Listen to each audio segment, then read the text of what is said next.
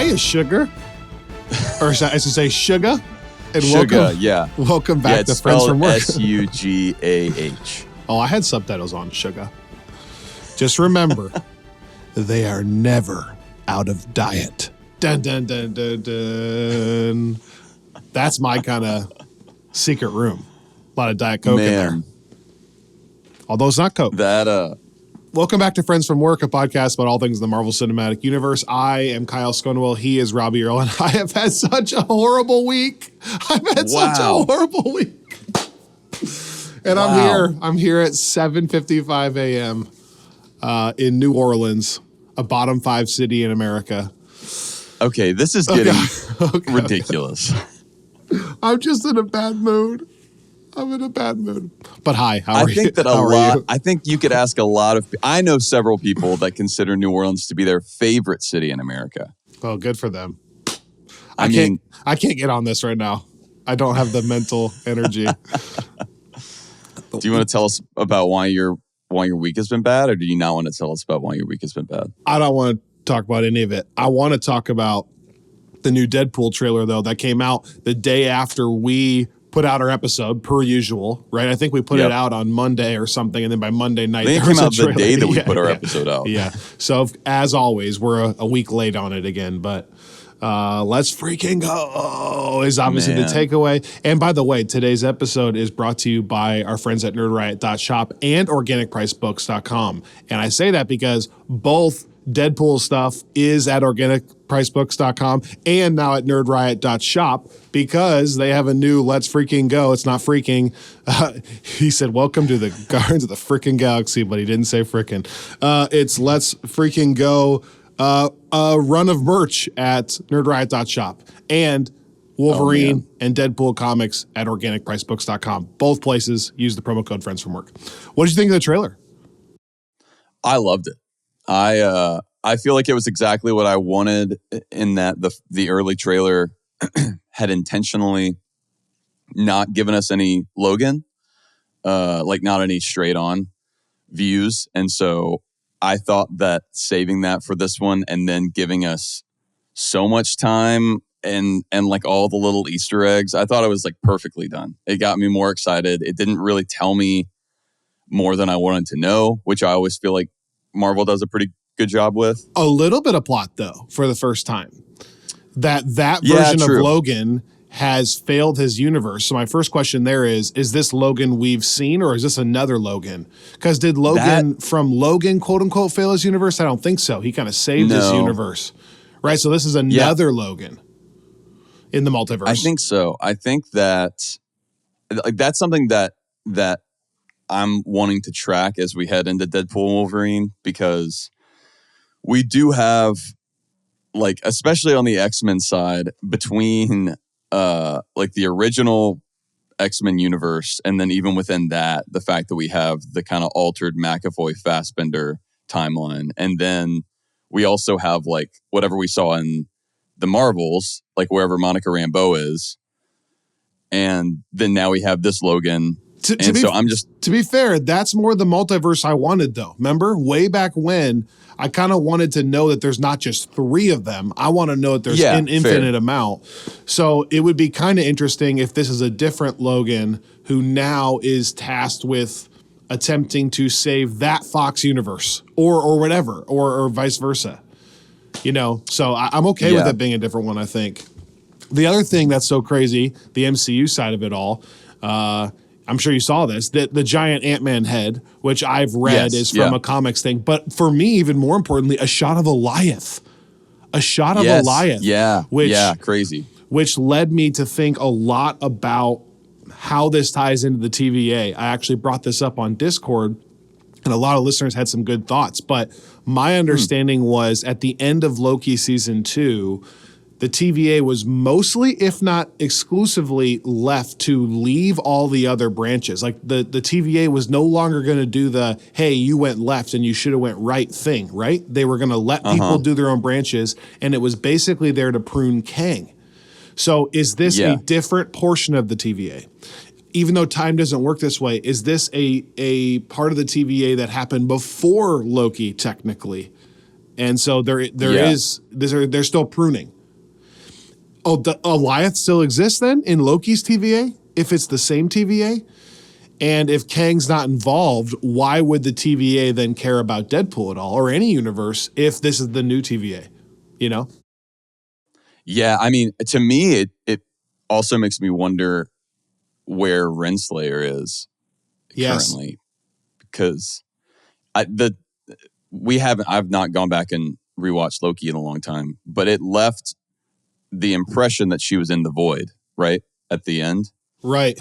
I would not be surprised if she was in this. I didn't click on the article, but I saw a link, I think from the direct, that said like there's a Loki character that's supposed to be confirmed to be in this. Wow. It could be Renslayer. I didn't see who it was. She would be a good one. Yeah. Yeah. That's probably who I would want if it's not going to be one of the major people, you know? But yeah. I as you said last week. Man.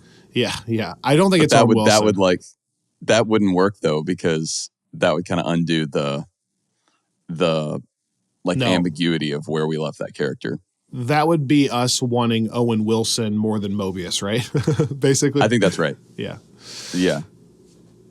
Just to wrap that up before we get into X-Men 97, episode 7, I was again just surprised at the MCU-ness of it. The director, Sean Levy.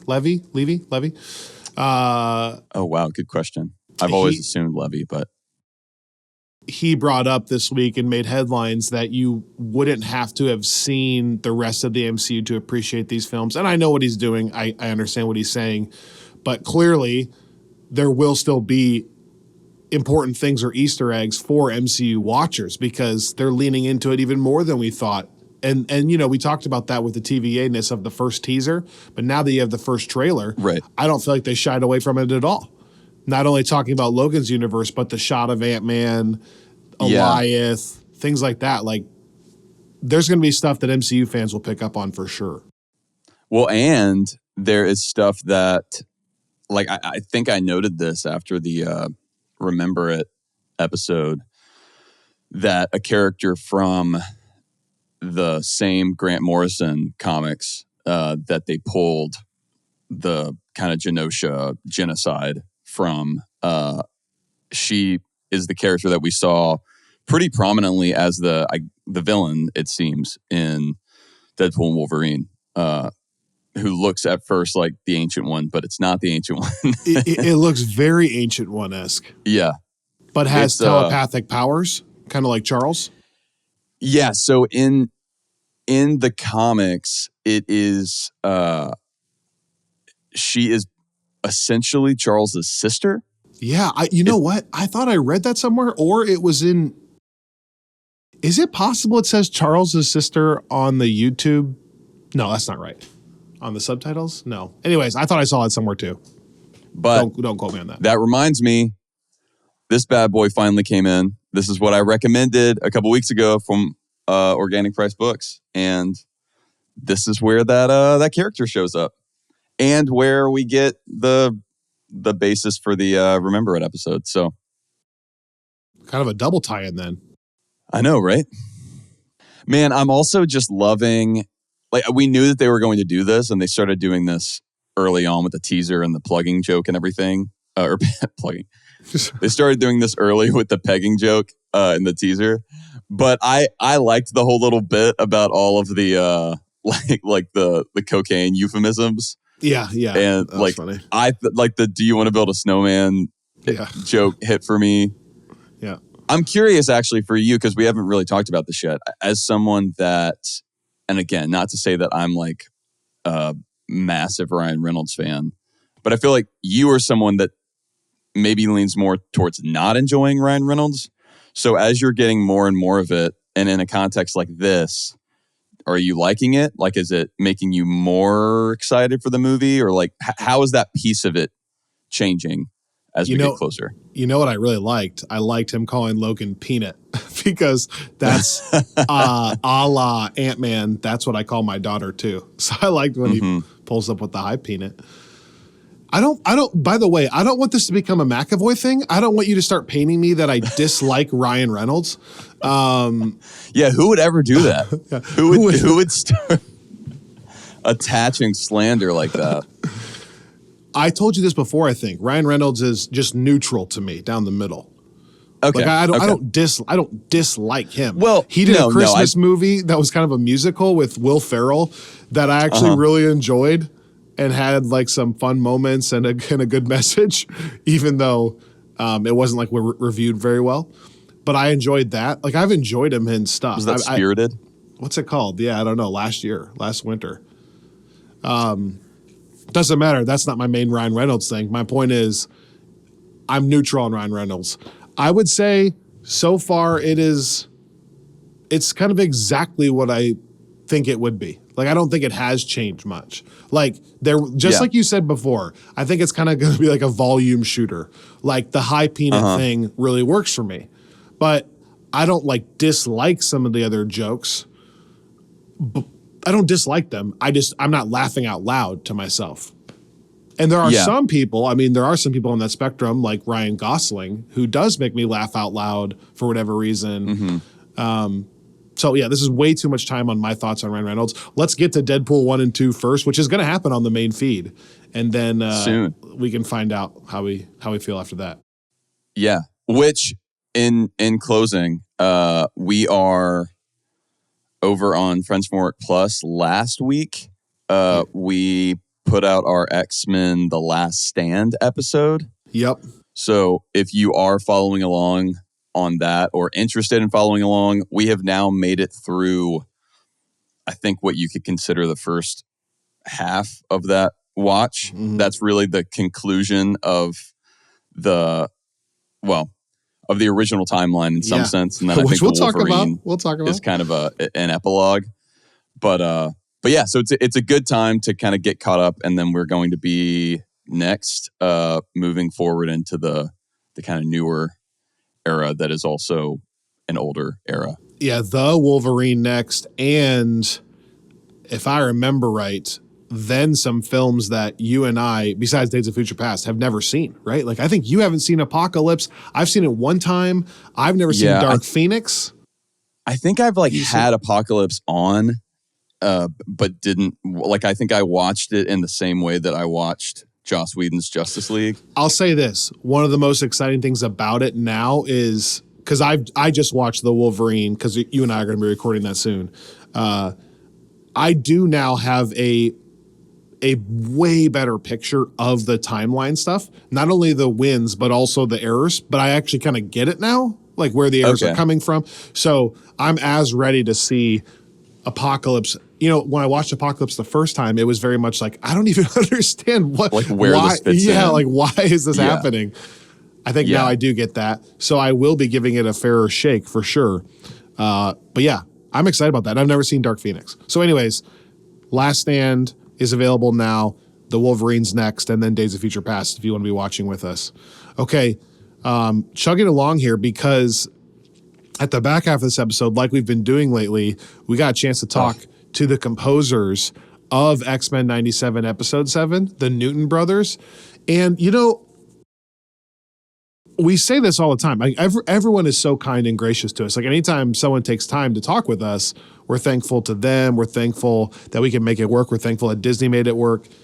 But there's something special for us about the composers. I don't know if it's our musical background or what, but now when I kind of look back in hindsight, some of my favorite conversations we've ever had were with composers. And I don't know if this one's any different. Like, the composers are the people that when we hit stop recording, they're like, hey, we should hang out when we're in Nashville, when we're in Austin. And I'm like, yeah, we should. Yeah. And so this conversation, if you've appreciated the music on this show like we have, which you're going to hear them talk about the theme, for example, I can't get over how good that theme is. Like, if we're going to add this to Journey to the MCU, it would be one of my 5 to 10 favorites. I'm not kidding. So, I mean, it was even more fun listening to the theme and just the music in the whole episode after having done the interview. And if you get a chance to watch these X-Men 97 episodes at all through good speakers, a good sound system, or like headphones or something, you can really pick up on some really interesting musical stuff the Newton brothers are doing. And when you hear them talk about it, they put a lot of thought into it. And so if you care at all about the behind the scenes, don't turn this off. Listen to the Newton brothers after our quick thoughts here on X-Men 97, episode 7. Okay. Before that though, Robbie, X-Men episode 7 entitled Bright Eyes. Is that right? I didn't write it down. I'm trying to remember. That is right. Yep. Bright Eyes. Which basically sees Rogue gone rogue. A secret hideout behind some Diet Cola. And then kind of, and you tell me if I'm wrong, a reveal of sorts that Bastion, which is a name I don't know, is behind kind of all of this and is even above Mr. Sinister? Thoughts, questions, concerns? Yeah.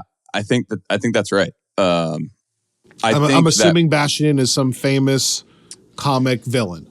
I'm assuming. Yeah, he's I think a late 90s villain, or that's when he first showed up. So it kind of fits in with, they've jumped ahead a bit, but I think we talked about early on Brad Winderbaum saying that they were doing mostly 90s stuff, but getting right up to the 2000s, and that's where the Grant Morrison stuff comes in with Genosha. But I think they're now kind of covering some of this late 90s X-Men stuff and bringing in Bastion, which I think kind of like with Cable and Nathan, I think we will get it's probably more helpful to let them introduce that character within the context of the show. But I think for our purposes, he's basically like an ultimate sentinel, because he's like a sentient person that also like is a combination of ultimate sentinels. So that's why you see that moment with Trask where he's basically making him into like a lesser version of himself. I should say my pronouns are confusing. Bastion is making Trask into like a lesser version of Bastion.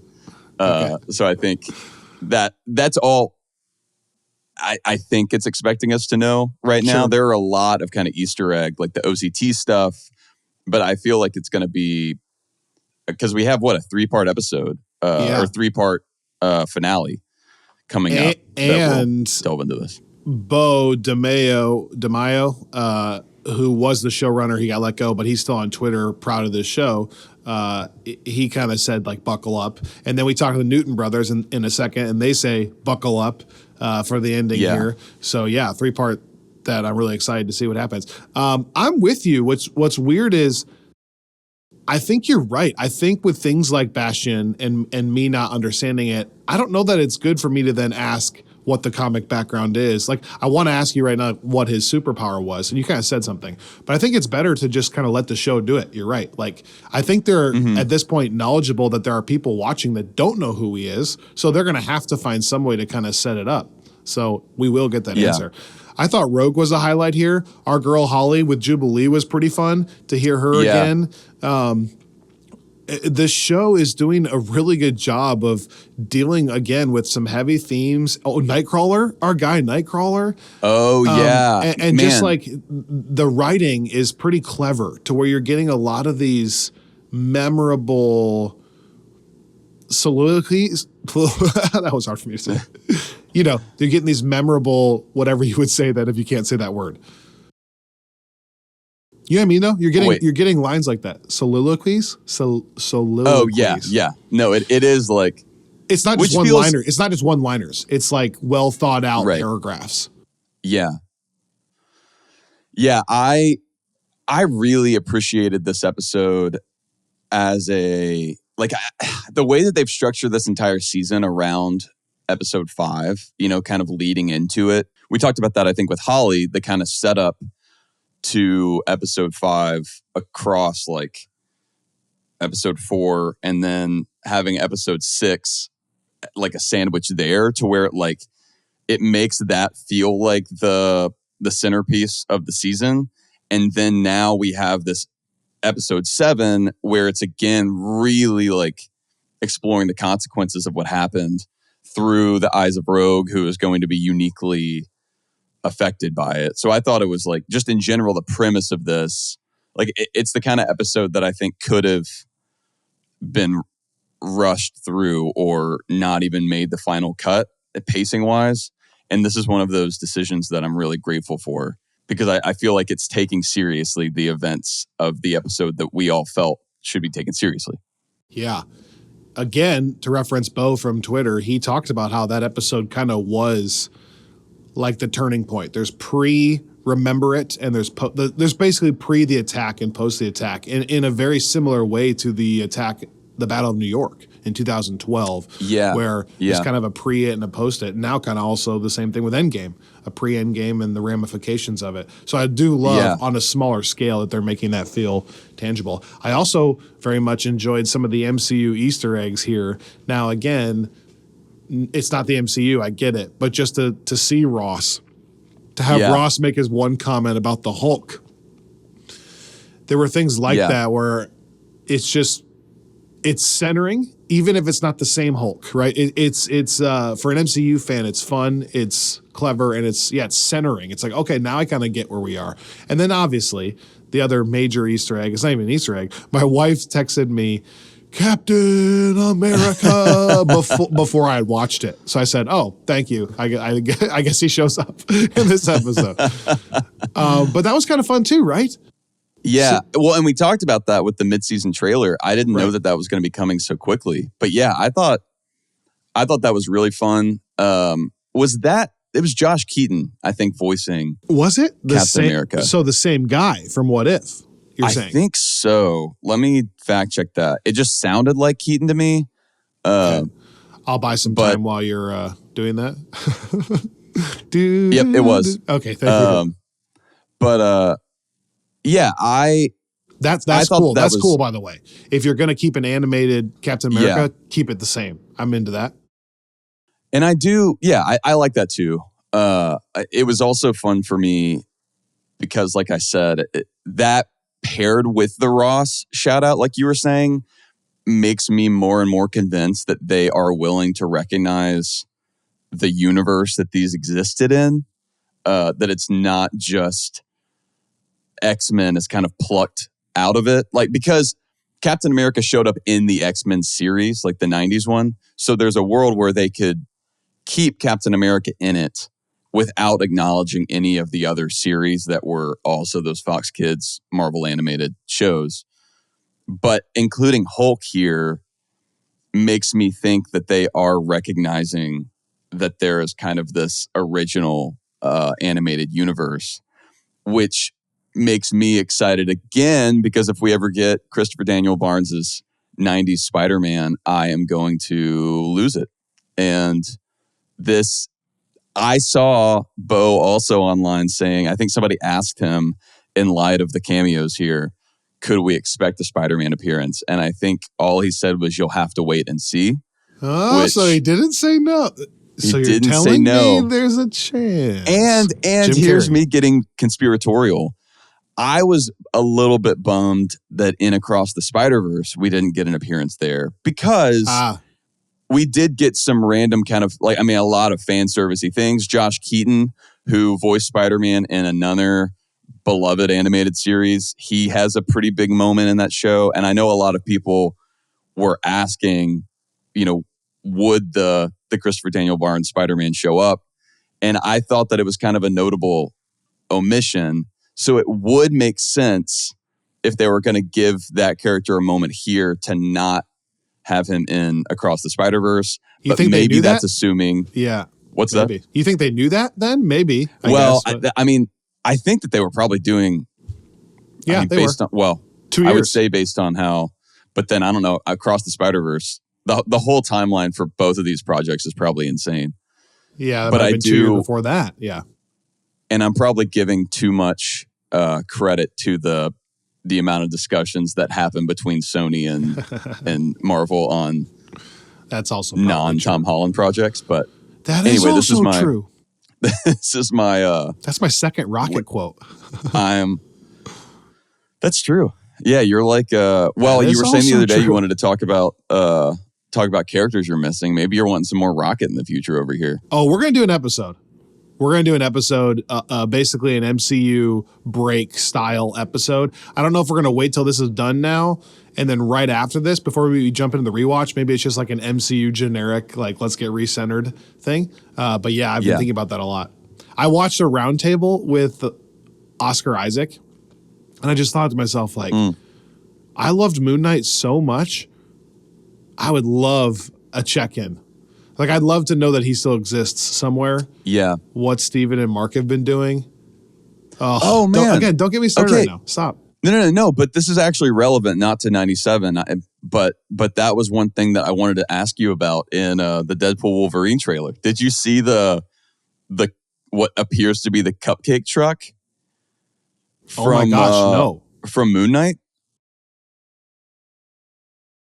If that's in there, that's got to be it, right? There's no other reason to include a cupcake No, I mean, truck. I think that's like, if it's not actually in the trailer, it's from some like set photo or something that I saw like the same day the trailer released. But there's definitely like I don't think I saw for that. some reason, there's like a cupcake truck involved in this that looks exactly like the Moon Knight cupcake truck. And I was thinking like, okay, given what this movie is going to be, and how kind of meta and self-referential it's going to be for the MCU, and given that that's a scene that you've pointed out at times was like one of the really only low moments of that series visually. Yeah, just because of the CGI, that's all. Yeah, but I wonder, like, I don't know, it's just interesting that they, like, is that iconic of a scene that they would address for any particular reason? Like, is it some kind of... Or it's a random cupcake truck. Yeah, true. But that's not very common, a cupcake truck. So I don't know why you would have that just generically. Anyways, I had to raise that. Going back to X-Men 97, the other thing, maybe my last thing that I'm really enjoying, we talked a lot about the themes they've been playing with, not musically, but story-wise. Mm-hmm. And I think they're doing a really, really good job of playing on that subtle racism, the theme of the humans versus X-Men and what that would be like. Like that sequence with Beast and I can't remember her name, but the human who's like trying to report on them. Like the reporter? Yeah. Yeah. Who like means well, but it still comes across as divisive at certain times. And there are little comments that the writing is doing so well where you're like, yeah, that's one of those like Get Out style comments where it's like, it's very racist, but you're not trying to be and not trying to be. It's revealing your true character kind of thing. Cyclops had a couple of lines back to the president, like the way the president is handling the situation. Yeah.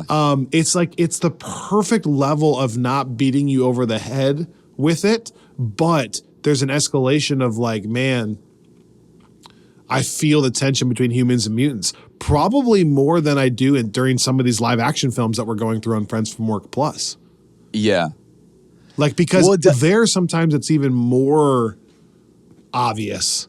And then I wonder if it's a little less effective at times. Well, I also feel like we talked about this in our Last Stand episode, where there are certain things between humans and mutants that just, I think that Days of Future Past actually does that pretty well, if I remember. I just watched it. With like, I mean, that's that scene with the baseball stadium and the kind of pitch by Xavier to the humans, like it's like that's a good moment for that. But generally, I feel like that's not like, especially in The Last Stand, that stuff kind of starts to go off the rails once you get to a spot where like X2 leaves it with them kind of having an understanding with the president in that movie. And then it moves into this weird, like amorphous, it's whatever they need it to be. But here, you're right. Like, I really like the way that it starts off in the season with them having a good relationship with the government, but then you see this kind of like... There's still an underlying tension. Yeah. Yeah. I mean, the president's like, oh, but like optics. Yeah. Where it's like, it's so much more, in a way, like realistic. Yeah. Like, it's not like everyone, like they're not they're not being like outright like bigoted and evil, Right. but he says something like, obviously "Hey, not. I'm the one that's on your side in this office, so I'm just trying to do what's possible to stay in Right. the office." And then that's when he says, like, if this was humans, there's no way you'd be giving up. He's like, "Hey, optics right now, you know." Right. It's like, oh gosh, I hate the And word it's optics. like, well, yeah, if it's not me, it would be someone else that's way worse. So, you know, I can't, if I do help you, I would actually be hurting you. Yeah, right. Yeah, so I think that's just the other aspect of this show that they've been handling really well. It's been fun. It's cool animation. I feel like the voice acting has really settled in to where it's really good. Again, like Rogue, this episode, killing it, for example. Jubilee, killing it this episode. I feel like there's been some really cool twists. Magneto, Charles, those kind of reveals, the attack. But then on top of all of that, I do feel like they're handling some more mature themes pretty well, maybe more effectively than other things. I enjoyed the episode. I really did, even at 7:30 in the morning or whatever. Now it's 8:30, but yeah, I really liked it. I haven't ranked this one yet. Let's see. You talk while I think about the ranking. Yeah. I was just going to say there were a couple of moments, like I thought the actual Magneto reveal at the end was well done. Yeah. The barber thing is strange. What was he trying to do? What was that point of like, was he just trying to prove, what was he trying to prove with the barber thing? Oh, I think it was just a taunting because he's using a metal razor. Yeah, and he's to shave his head and Magneto okay. or shave his face, and Magneto can't do anything about it. Okay, gotcha. With the collar on, so I think it's just a power move. I thought so too. Yeah, this would probably be right in the middle for me. You know, five first. I have 5, 3, 2, 1, 6, 4 is what I have. So yeah, this is maybe 5, 3, 7, 2, 1, 6, 4, 5, 3, 2, 7, somewhere in there. I don't think I hit the same emotional high as 5 or maybe even 3, just because of the hell stuff was wild. Somewhere in the middle. Yeah. But I'm very much enjoying it. I liked it more than some of the other ones on the bottom. So what were your other points? Sorry, I interrupted you. No, I think that pretty much wraps it up for me. The only other moment that I thought was fun was the first time we see Emma use the diamond form, which we saw in First Class. But Emma Frost is a character that is actually, again, a character that gets a lot of attention in this run. And that's the run that really made her into a fan favorite. And I think that she's never really been used that way in any adaptations. I think that she was one of the weaker parts of First Class. Yeah. Oh, yeah. I remember you didn't like her. And it's just, there's a lot of that's a character that has a lot of attitude and personality. And I think that if it's not done correctly, it doesn't really work. And so I think that the show has done a better job, but also hasn't really had the time to explore that character. And so I think, one, it was fun seeing that now get the full diamond power set. But then also just showing that she is going to be an important enough character to merit giving that moment attention. That makes me think that she's going to stick around, and that would again kind of make sense if they're moving forward into the early 2000s. I'll just say that when I said New Orleans was a bottom 5 city, I'm mainly talking about my current hotel experience, not necessarily the city as a whole. I'm way on the outskirts. I'm probably 32 minutes from New Orleans, and I'm in a swamp, and my hotel's really dingy, and everything kind of dirty. So I was kind of being funny. If you're from New Orleans, I don't hate you. I'm sure we'd be really good friends, which you are kind of from New Orleans-ish. So if someone out there is from New Orleans, I don't hate you. I hate your city at times, but I don't always hate you. To love New Orleans, you really need to be in the center of New Orleans. Yeah, it's not a city that you will enjoy if you were in any way on the outskirts. The thing I'm going to close the episode with before the Newton brothers, because that conversation's pretty good. It's a little lengthier too, and it's fun. On the MCU front, really quickly, I have this feeling, and we can talk about this in a full episode. I have a really good feeling right now, because I very much enjoyed this X-Men journey. There are characters I'm missing right now. That's not a comment on the X-Men journey. There are just things where Iron Man 2 popped up on television and I posted about it on Instagram that like, remember we talked about what movie would you stop? Yeah, I stopped for that one. I stopped. I let it roll in the background because it just gives me a lot of good feelings, even like, just a lot of scenes work. Like even when they're trying to run over Whiplash with their car, back up. I can't go in reverse. There are parts of the MCU that I'm missing in general. It has nothing to do with the X-Men thing. But I have this good feeling we're in this break of MCU content besides the X-Men stuff. Like we haven't had a film since the Marvels, and then that film was one that kind of flew under the radar. So like we're at a current point where like the Guardians, Ant-Man, that era feels like so long ago. It's been about a year now, over a year for Ant-Man. My point is, this whole time I'm watching X-Men 97, I just have this feeling that they're working. They're like, that's this feeling I have is that like this break is allowing me to think about it from their perspective. And I think it is becoming like they're working on some stuff. And I like when it finally relaunches, because after Deadpool, we have another almost year gap for real. But I think once we finally relaunch, I just have such high hopes now. I don't know. I have a good feeling. I have a good feeling that like right now Kevin's in his office like going, this and this and this and this and this and this. Yeah. That's what I think's happening. I feel that way too. I like everything that we've seen that they've revealed at conventions or anything. It's like the stuff that we haven't seen, but that we're hearing reports about. Like it seems like he's really jazzed. Like he's enjoying the stuff that he's letting people know. They're like putting out like they've been putting out news in little bits and pieces instead of the like onslaught that we had for a couple years there. And it just seems like every decision right now is being made very intentionally, which is what you want to see. And like the reports here and there about like Spider-Man 4 and Tom Holland talked about that this past week.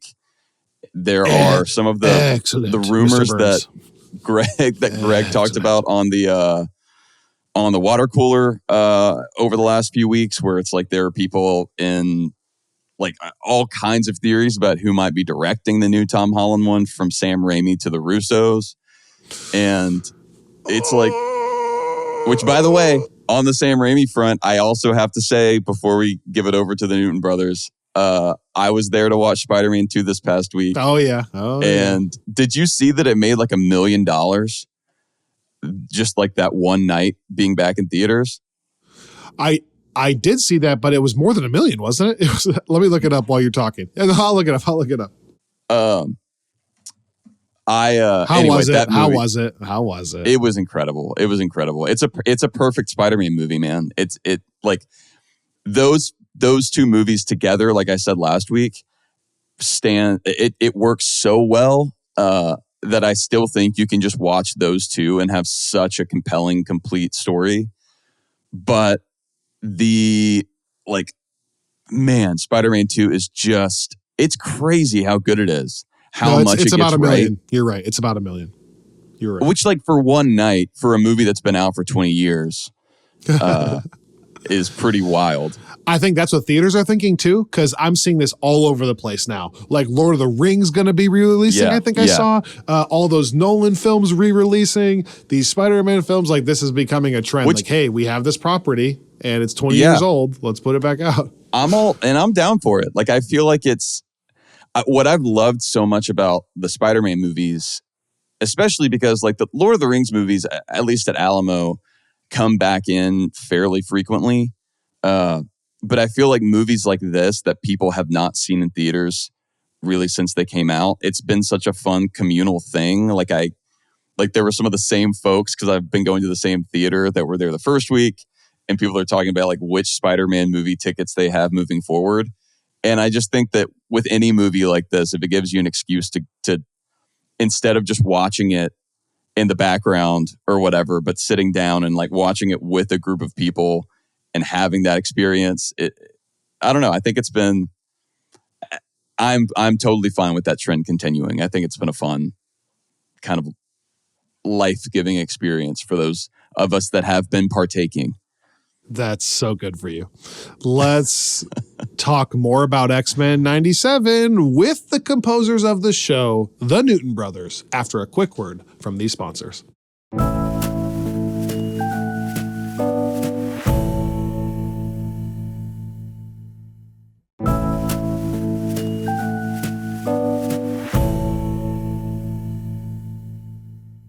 All right. Andy and Taylor, the Newton Brothers, welcome to Friends from Work. Let's go. Hey, guys. Thanks, guys. Thank you for having us.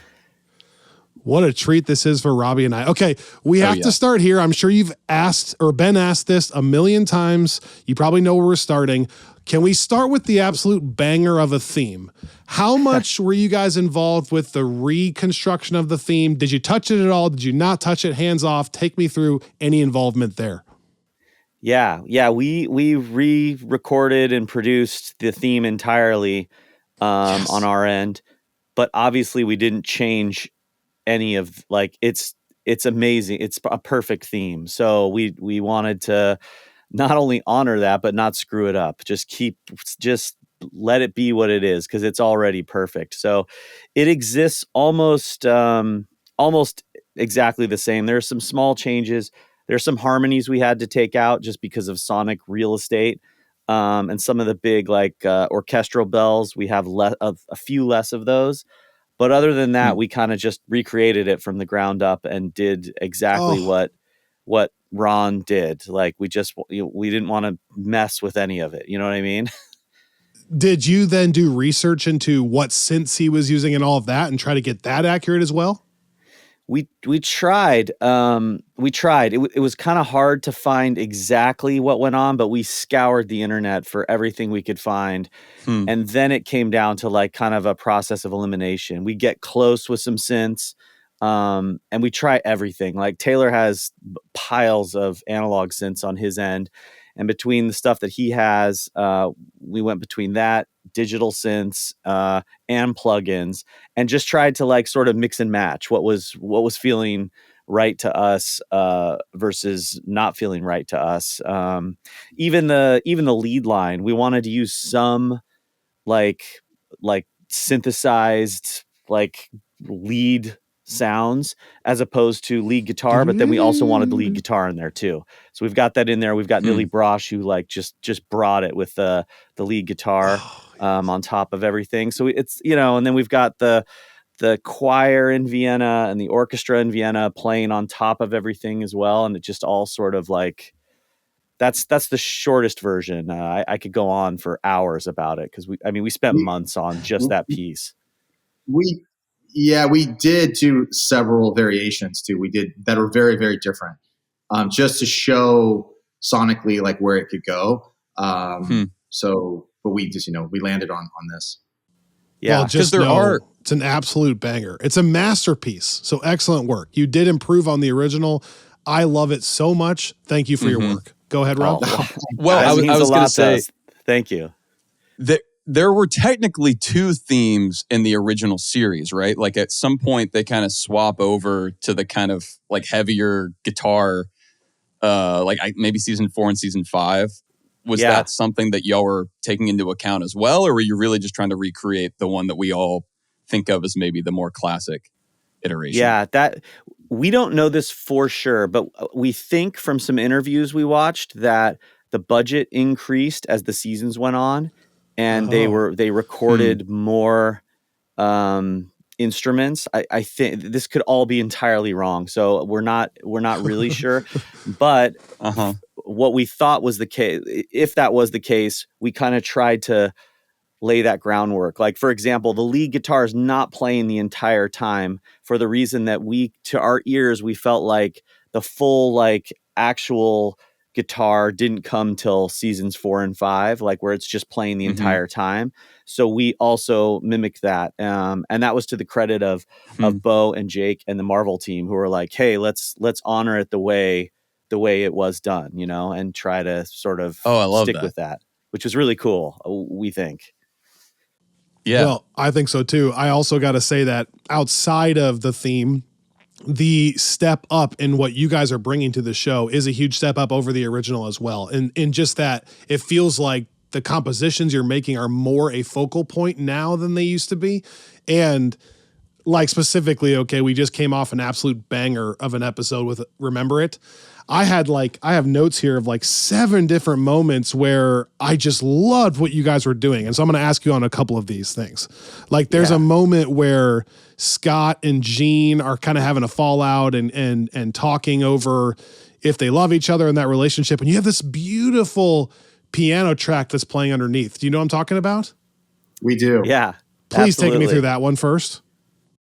Well, I would love to talk on that as well, but Andy, that seed was planted. I ended up sort of doing different arrangements of it in pieces, but that sort of seed started with Andy. So I'll let him take that beginning. Yeah, I mean that kind of came from that was strangely that was one of the first pieces of music we wrote as like a summer's theme, and we had written that as sort of an idea, like not even sure if it would sort of stick.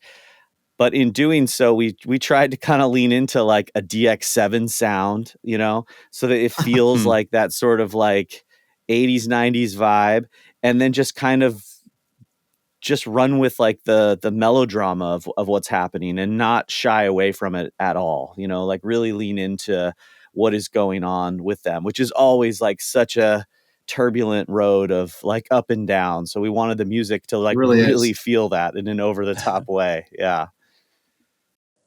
Well, and I'm curious talking about that and kind of thinking of that as a summer's theme initially. How much experience do each of y'all have with these characters, with this particular iteration? Did y'all watch the show when it originally aired, or did you have to do kind of a lot of research? What was your process like, kind of capturing that thematically? So we're both definitely big fans. It started for Andy, actually. I'll let him tell his side, but with comics, and with me, it actually started with the show. Led me into the X-Men universe. So I was never into the comics until I watched the show, and then that got me into comics. And so we were very familiar with the characters, but it had been so many years since we had seen the original series. So it was more of just like what we remembered it as, and of course the general history of X-Men. We had a pretty good understanding of it, not as much as our showrunner Bo, but we definitely had a pretty deep understanding. And so we kind of went back and rewatched the entire series again, took lots of notes. I love that.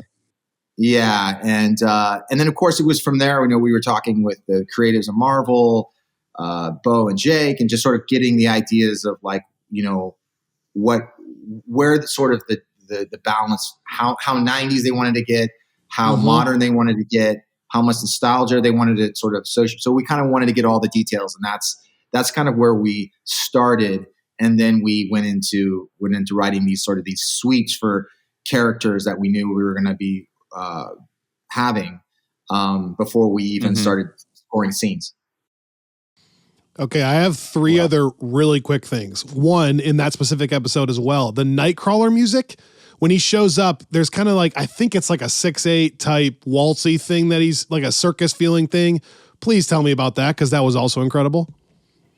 Yeah, so we really wanted to sort of lean into the sort of the roots of him and to sort of honor his character, as we're trying to do with each character. We're trying to pull from where their sort of roots are, and that's just kind of, that was kind of the vibe. We actually tried several variations on him, and because that first sequence where we see him is actually not very long, it's like, I want to say like a minute and 15 seconds. We had like something that went further that we couldn't really, showcase there. So we just ended up making a smaller version, and it was great. It was great. I mean, I love that character. So it was Andy and I had a fun time writing with him. The album, when it comes out, has a longer version of Nightcrawler's theme on the album. So it's really cool. When can we expect to have that available? Taylor, do you know when we were told the end of May, right, Andy?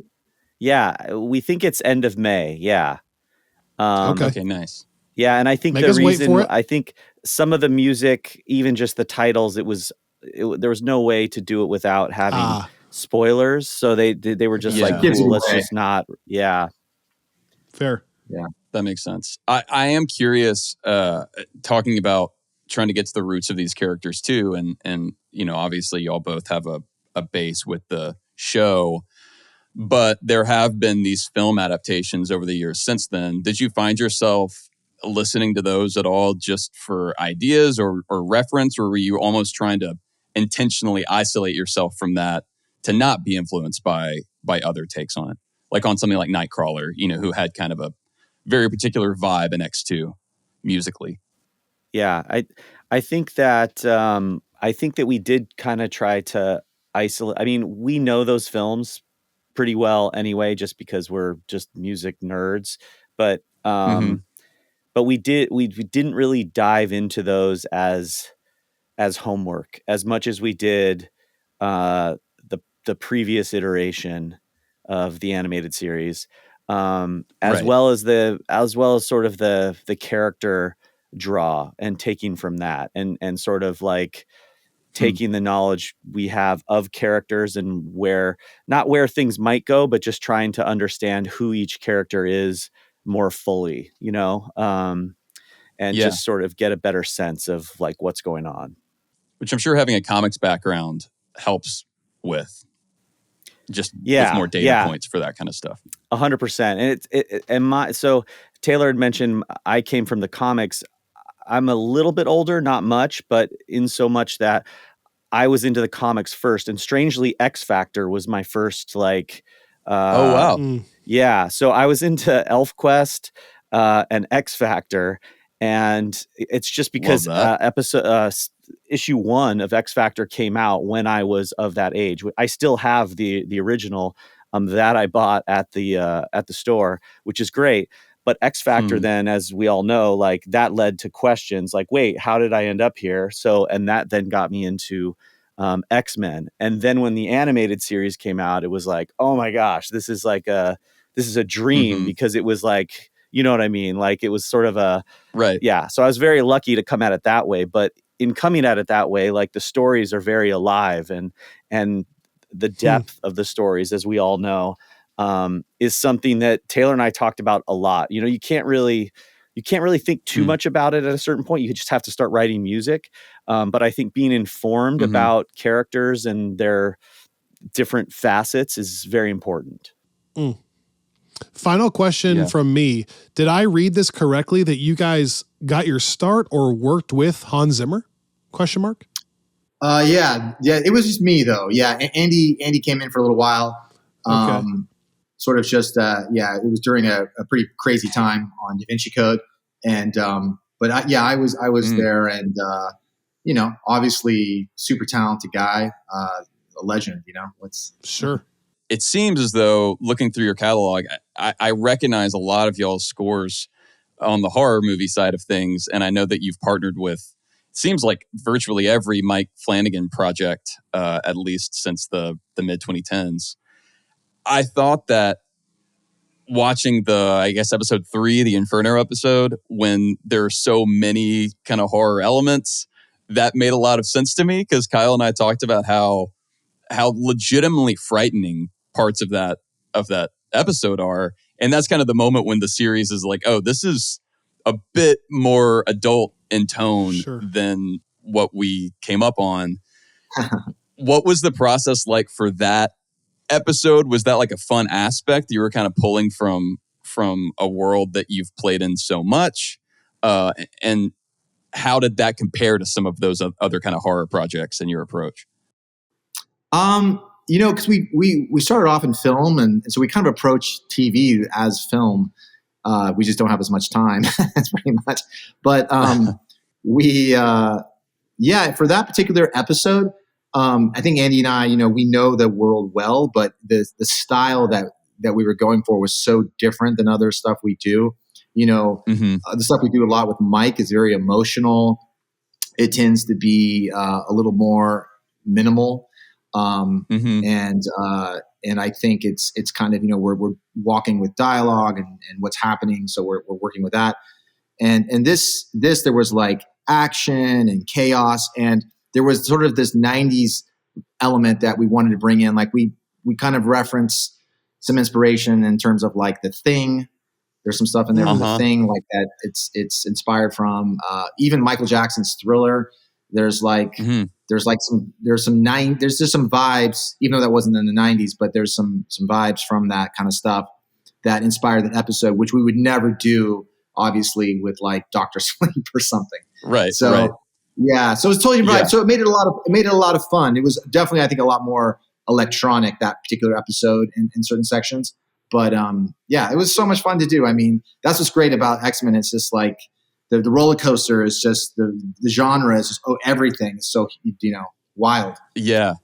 Well, like even on that, like when they show up to Genosha and they go to the dance club, you guys are making those tracks too, right? Like that futuristic dance. Okay, that's so cool. Yeah. That's So cool. like you got to cover a lot of ground in this stuff. Yeah. It's really fun. It's really fun in kind of a terrifying way because it's fun. It's fun once you figure out like what you're painting, but until then it's like, it's fun in theory. Like, oh, we get to come up with this fun club music. But wait, what are we going to do? What does that sound like? Like what, but it's super fun. Yeah. Well, I feel like you hit a home run on all that stuff. So thank you so much. Thank you. We are not only big fans, we can't wait to A, see the rest of the series, B, check out the album when it comes out, and C, thank you for your time. You guys have been the best. Yeah. Oh no, thank you really guys. Let's do this again like at the end of the season too, so we can talk about some like the things that are coming. That's exactly what I was going to say, because I'm really I can't. There have already been so many cues so far that we don't even really have time to talk about today, and I can't imagine as the season keeps ramping up. Episodes 9 and 10 are woo. Oh man, that's what you love to hear. You guys are officially friends from work now, so you can come back anytime for sure. Yes, thank you. We would love to come back. Thanks, guys. What a fun conversation. Extra thanks to them. Like I said before, off air, I might take them up on hanging out in Nashville next time they're in town. I know. We talked about it a lot. So fun. Man, I'm also like, we talk about always wanting to have people back on the show. Like we're still needing to have Natalie back on to talk about those final episodes of Loki. And now it's like, even after this week, like the moment where Rogue drops Trask, like that, now there are so many moments even now that I want to talk to them about, having not even seen the final 3 episodes. Which, especially by the way, knowing that they put so much thought into it. Not only musically, I didn't bring that up. That was one of my favorite moments from the episode too. And then more Murph. Murph? Thinking about Interstellar again. Murph says, "Is this what we've become now?" I was like, yes, that's the kind of theme stuff I like dealing with. Yeah. And then Rogue is pissed off trying to justify it. Yes, great musical moment there. Love those guys. So much fun. Thank you so much to everyone who has been listening and following along. Obviously, we'll be back next week talking about X-Men 97 Episode 8. But on Friends from Work Plus, be on the lookout for a new comic episode from Robbie and Candace. Yes. It's been a little while. It's been quite a little while. So that'll be coming out. And then we're going to be talking about the Wolverine and Days of Future Past again, because we did 2 summers ago on Friends from Work Plus as well. So thank you for listening. Thank you for subscribing. Thank you for supporting us. It means so much to us. Even if you're from New Orleans, thank you so much. I'm so sorry I said that. And we love you all. We'll see you next time right back here on Friends from Work.